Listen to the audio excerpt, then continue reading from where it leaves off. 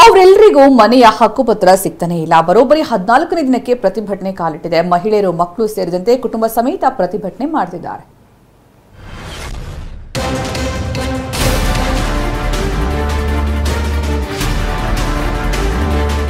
ಮನೆ ಹಕ್ಕುಪತ್ರ ನೀಡುವಂತೆ ಆಗ್ರಹಿಸಿ ಅಹೋರಾತ್ರಿ ಪ್ರತಿಭಟನೆ.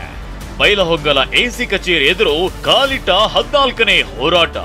ಹರಳಯ್ಯ ಕಾಲೋನಿಯ 40 ಕುಟುಂಬಗಳಿಂದ ಹೋರಾಟ.